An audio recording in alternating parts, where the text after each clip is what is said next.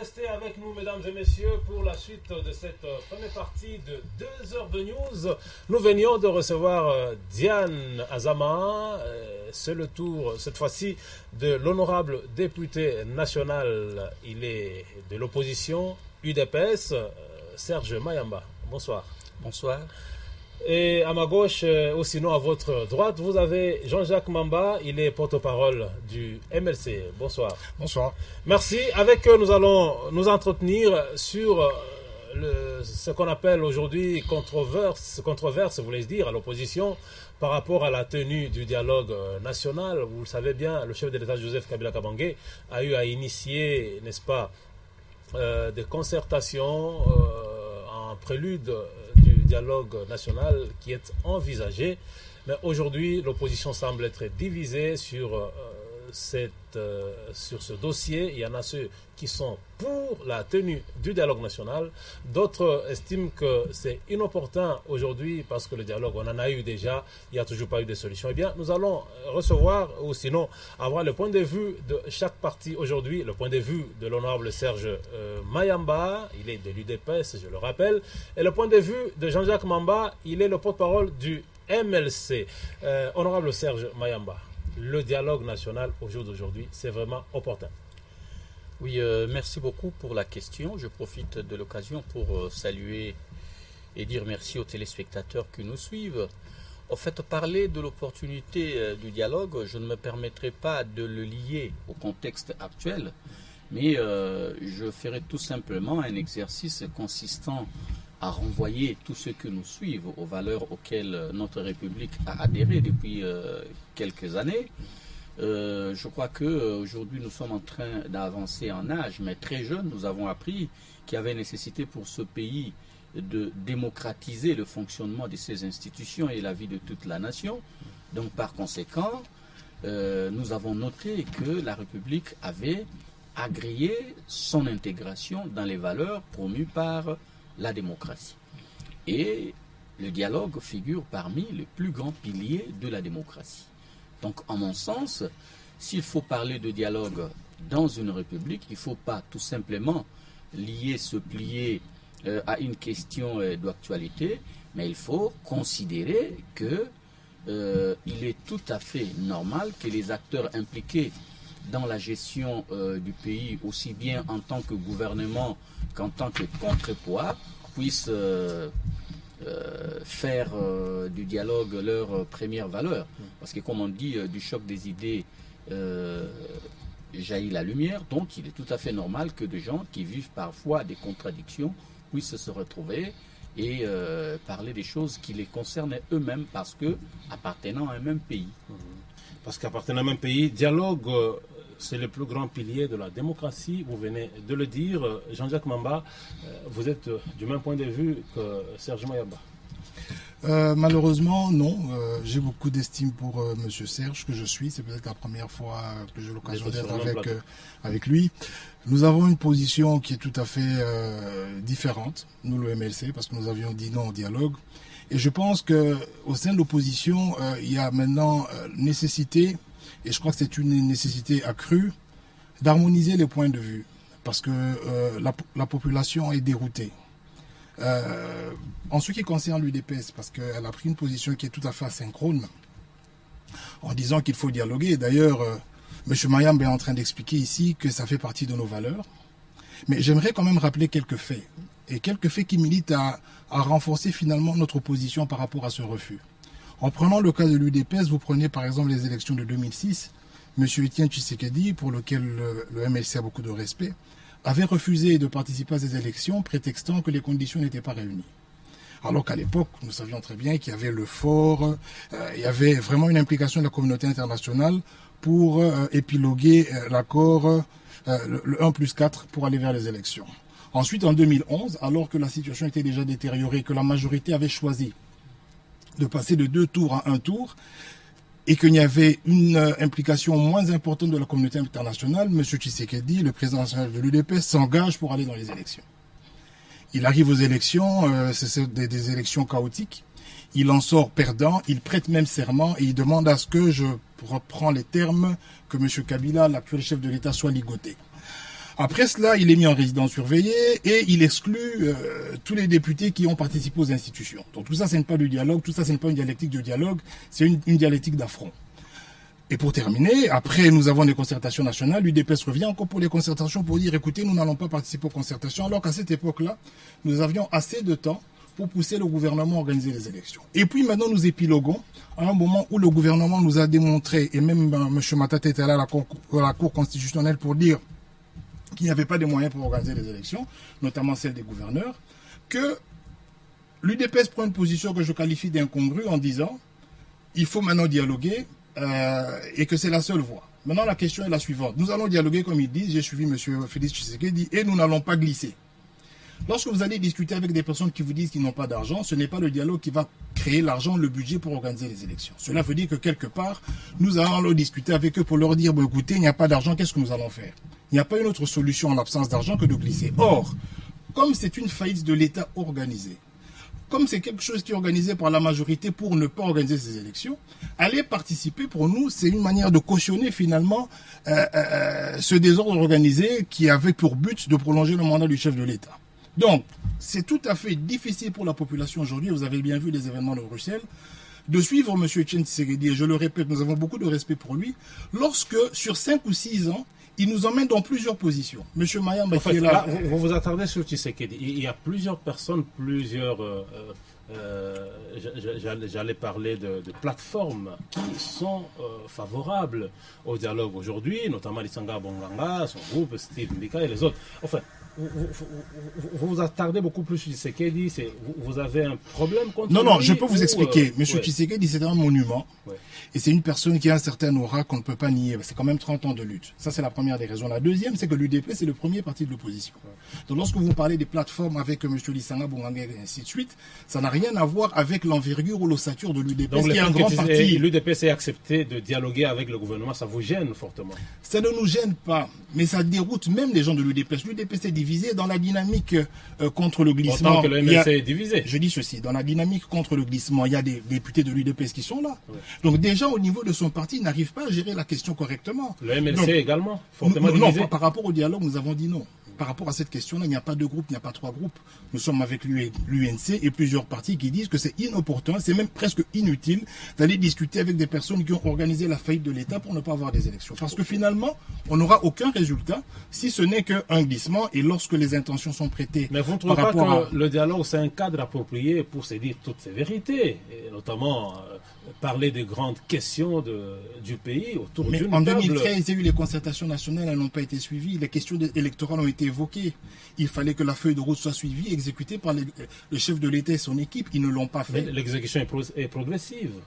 Malheureusement, le taux d'exécution est inférieur à 80%. Résolution 108, tout ça, on va les... Nous sommes à moins de 10%. Nous sommes à moins de 10% de taux d'exécution. C'est ce qui explique qu'il y a... Il y a la volonté. Je ne pense pas qu'il y ait de la volonté dans ce pays d'organiser des élections. Serge Mayamba, le dialogue, vous estimez que Tshisekedi a tort, comme le dit le MLC, d'accepter cette fois-ci le dialogue?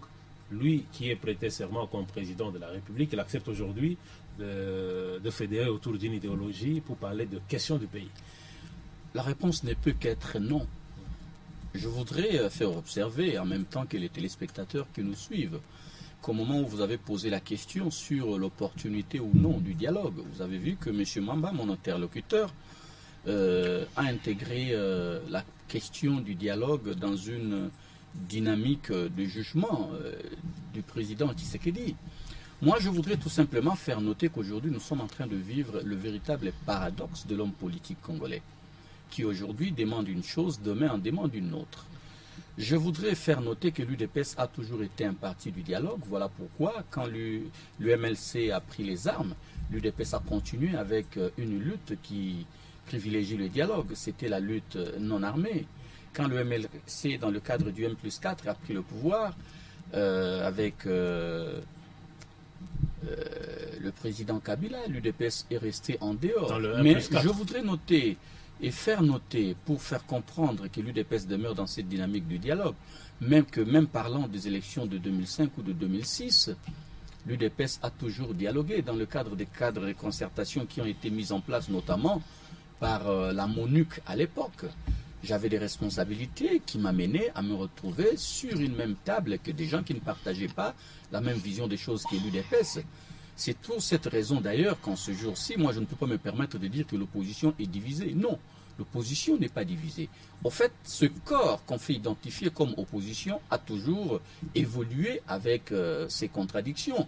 La preuve, lorsque l'UDPS, parti politique, avait dit non aux travaux des concertations nationales, le MLC a pris part à ces travaux. Moi-même, j'y avais pris part. Alors que ceux qui étaient à l'extérieur, notamment l'UDPS parti, nous critiquaient fermement. Je note également que lorsqu'il fallait mettre en application les résolutions des concertations nationales, il y a eu division au sein du MLC. Voilà pourquoi aujourd'hui nous nous retrouvons même avec des ministres issus du MLC qui malheureusement ne sont plus reconnus par leur parti. Mais ce qu'il y a lieu de dire par rapport au dialogue, aucun fonctionnement politique ne fixe de timing par rapport au dialogue. Il n'est pas dit que dans une république, les gens ne peuvent dialoguer que quand un président est au début de son mandat, ou quand il est au milieu, ou quand il est à la fin. On dialogue lorsqu'il y a nécessité parce qu'il y a des problèmes qui se posent. Sinon, il n'y aurait plus de dialogue entre Israël et Palestine. Je crois que nous avons l'obligation de nous référer aussi à ce qui se fait ailleurs, puisque nous souscrivons à la dynamique impulsée généralement par ceux-là que nous considérons comme des grandes puissances. La culture du dialogue est une culture qui veut que les problèmes qui se posent dans une république trouvent solution dans le calme et dans la paix. Pas en prenant les armes comme les uns l'ont fait hier.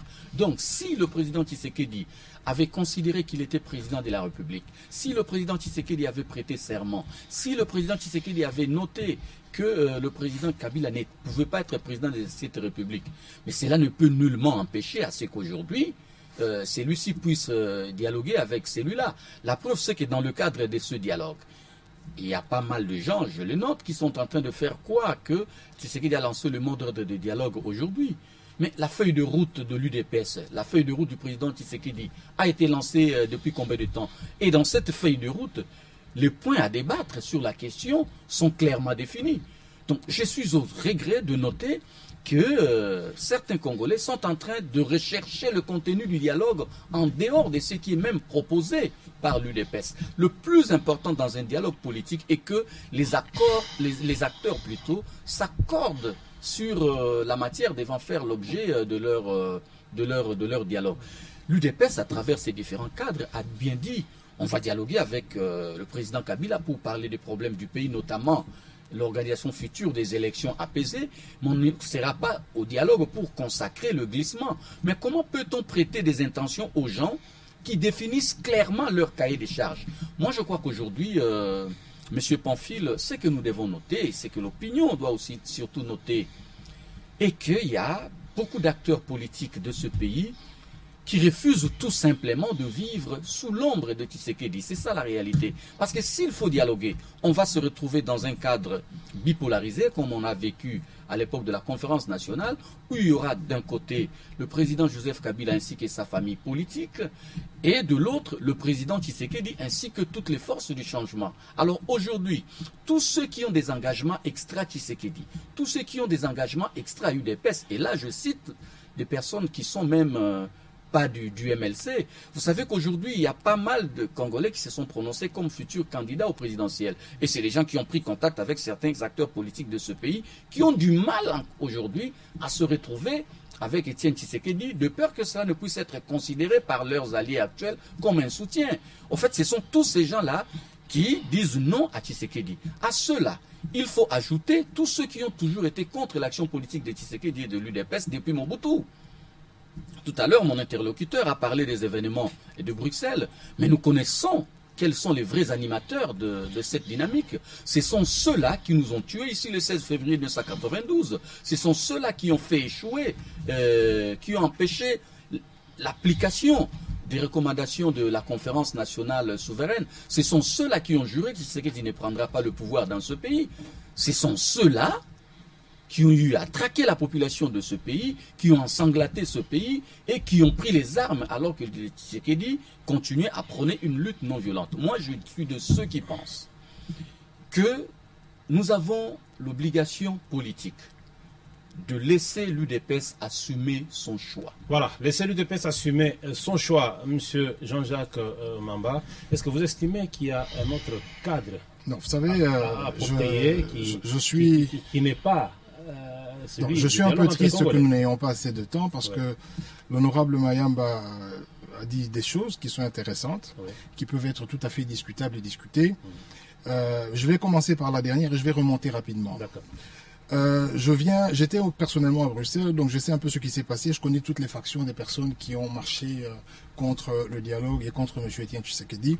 Je tiens à vous avouer que M. Ngwanda, dont il veut pas citer le nom, M. Ngwanda n'a pas la capacité de mobiliser autant de personnes dans la rue. Ce qui s'est passé, c'est comme je l'explique, c'est que moi, quand j'ai connu M. Etienne Tshisekedi, pour lequel j'ai beaucoup de respect, je n'avais que 15 ans. Nous avons commencé à suivre l'UDPS depuis très très longtemps.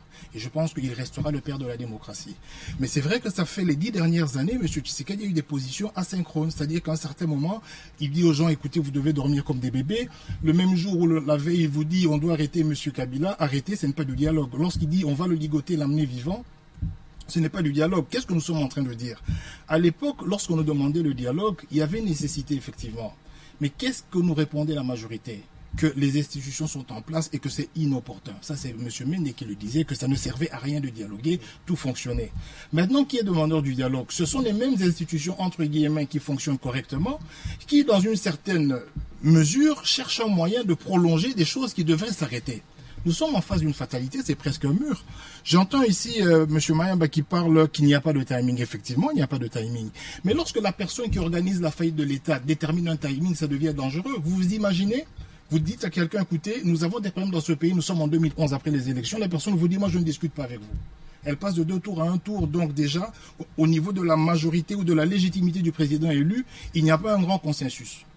Elle fait un passage en force. Cette même personne, 2 ans, 3 ans, elle ne veut pas de dialogue. Elle organise des concertations nationales. Heureusement qu'il dit qu'il a participé contre l'avis de son parti.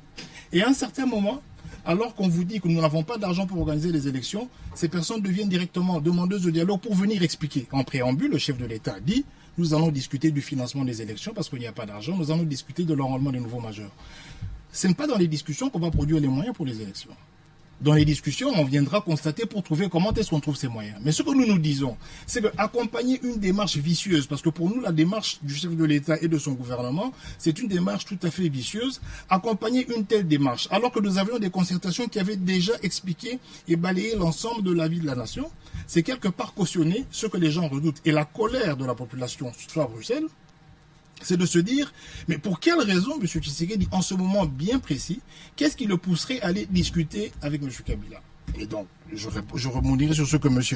Mayamba dit, l'honorable, il dira, voilà, nous devons aller pour discuter, pour trouver des voies et moyens, des solutions. Lorsque la partie adverse vous explique qu'il n'y a pas de solution dans les délais constitutionnels, parce que ce que nous explique le gouvernement, c'est que par rapport au délai, il n'y a pas de solution. Ce n'est pas dans le dialogue que la solution sera là. Donc je n'aimerais pas que l'UDPS nous conduise dans une formule de cacophonie qui va amener la population à finalement comprendre que bon, voilà, la classe politique congolaise devra chaque fois être la même et revivre chaque fois la même chose. Avec tout le respect. C'est ce que nous ne voulons plus. Nous avons des cas malheureux. Vous aviez parlé des députés, de ceux qui sont ministres aujourd'hui du MST qui est en concertation nationale.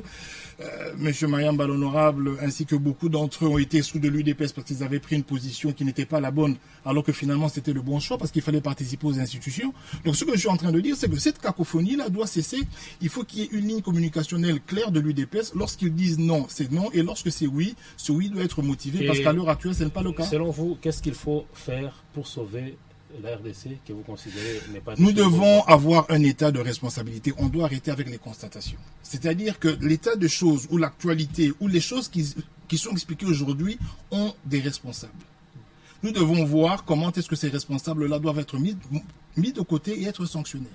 Parce que finalement, qu'est-ce qui va se passer? À chaque fois que quelqu'un sera au perchoir et qu'il va organiser une faillite ou une non-exécution d'une tâche, au lieu de parler de la responsabilité et de parler de la sanction, on va chaque fois trouver des modus vivendi pour que cette personne-là soit disculpée et qu'elle fasse participer les autres à la mégestion qui était la sienne. C'est ce qui va arriver. Et vous ne trouvez pas que l'homme politique congolais est vraiment inconstant, partant de votre parti, par exemple? Combien de gens sont partis du MLC, même les véritables piliers qui ont quitté, qui sont partis, et qu'est-ce qui ne nous fait pas croire que demain Jean-Jacques Mamba quitterait aussi? Ce n'est pas le débat, c'est ce qui nous attriste au fait. Pourquoi les gens partent? Parce que les gens rejoignent ceux qui gèrent mal.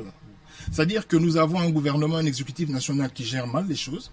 Et lorsqu'à un certain moment, il y a beaucoup de pression par rapport à la gestion, ils préfèrent associer les autres et ils débauchent. Partis, par exemple, du MLC, vous pensez qu'ils croient que le pays est mal géré? Mais monsieur, rien ne fonctionne. Ils ont vu ça quand ils étaient le dernier rapport du FMI indique bien que nous sommes le pays le plus pauvre du monde. Quand est-ce que ça va s'arrêter? Lorsque nous allons continuer à rester dans une logique de compromis, où à chaque fois qu'il y a du mal, il n'y a pas de sanctions, mais on associe, on élargit l'assiette pour que les autres participent, c'est-à-dire ceux qui critiquaient avant. Il y en a qui vont se faire prendre au piège, mais nous allons continuer 50 ans parce que nous avons déjà 55 ans d'indépendance. Voilà. Sans que les choses changent. Honorable Serge Mayamba, Jean-Jacques Mamba, le MLC pense que le pays est mal géré, par conséquent, tout doit être recadré. Mais de quelle manière? Non, vous savez, je ne suis pas défaitiste ni fataliste pour me sentir vaincu sans que le combat n'ait été livré. Et je crois que ça, c'est une logique propre à l'UDPS. Vous savez, lorsque vous levez une option en politique, vous devez savoir l'assumer. Je voudrais renvoyer mon frère à ce qui s'est passé avec le MLC lors des travaux du dialogue intercongolais. Souvenez-vous, alors qu'on se battait pour un accord global et inclusif, le MLC a signé avec la famille politique du président Kabila un accord partiel qui les avait amenés même à Matadi pour la formation d'un gouvernement. La chose a échoué et puis après il y a eu évolution. Ce qui a amené la signature de l'accord global et inclusif qui avait permis au MLC de gérer ce pays ensemble avec le président Kabila. Je me pose la question de savoir si après l'échec du voyage de Matadi, le MLC avait rompu tout dialogue ou tout contact. Non. Je comprends bien les inquiétudes qui se manifestent aujourd'hui. En fait, les gens se disent, le président Kabila veut certainement se maintenir au pouvoir et il faut faire attention à l'approchant. Là, ça me permet de me souvenir de ce qu'un grand sage a dit dans ce pays. Vous mangez avec un sorcier, faites tout pour vous munir de longues fourchettes. C'est une technique de prudence tout à fait justifiée parce que tout le monde n'est pas capable de résister à la tentation. Mais là où je ne suis pas d'accord avec ceux qui désapprouvent la démarche du dialogue, c'est lorsqu'on impute à l'UDPS des intentions. Non, je crois que nous ne sommes pas dans le domaine des intentions. Nous sommes en politique. L'UDPS a opéré un choix sur base d'un appel qu'il a lancé depuis un moment considérable. L'UDPS estime qu'elle peut bien dialoguer avec la famille politique de M. Kabila pour parler des problèmes contenus dans son cahier de charges. Je crois que dans toute concertation, les conclusions ne sont pas tirées d'avance. Les gens débattent des problèmes qui se posent et à la fin, s'ils ne se mettent pas d'accord, tout le monde le note. Vous comprenez?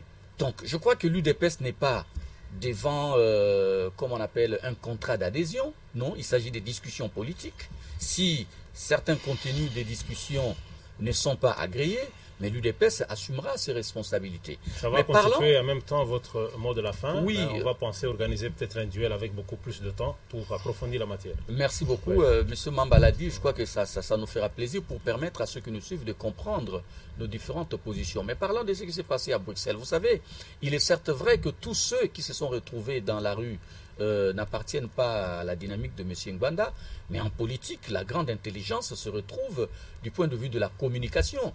Lorsqu'il y a une communication qui fait croire à ceux qui se sont battus comme ces combattants d'Europe, qu'ils ont perdu leur temps et qu'il y a quelqu'un qui les a trahis, il est tout à fait normal qu'ils réagissent. Mais moi, je crois que laissons le temps au temps. Nous tous, nous serons témoins de l'histoire, Inch'Allah, et nous noterons ce qui va se faire. Mais moi, je suis de ceux qui restent convaincus que le président Tshisekedi restera ce Tshisekedi qui dit une chose et qui y rejoint après. Donc, je crois qu'aujourd'hui, nous devons faire en sorte que nos différentes contradictions ne nous divisent pas. Non. nous devons surtout éviter cette politique qui depuis un temps a pris vraiment place, la politique d'accusation, la politique d'imputation. Donc nous devons rationaliser de plus en plus nos prises de position, justement pour sortir de la situation dans laquelle se retrouvent plusieurs d'entre nos partis. Je ne dis pas que l'UDPS est loin de ce qu'a vécu le MLC, pour dire que ceux qui sont partis au gouvernement, j'en suis convaincu, ne sont pas partis tout simplement pour rejoindre un camp qui échoue. C'est surtout parce qu'il se passe également des problèmes inacceptables au sein de nos partis qui aujourd'hui acceptent une chose et demain en acceptent une autre. Voilà, Jean-Jacques, on termine avec vous. Un peu de mots. Je crois qu'on pourra vous retrouver cette fois-là pour assez de temps. Écoutez, je suis très flatté et très honoré d'avoir discuté avec l'honorable Serge Mayamba. J'aimerais quand même souligner quelque chose, c'est que nous ne faisons pas des procès d'intention.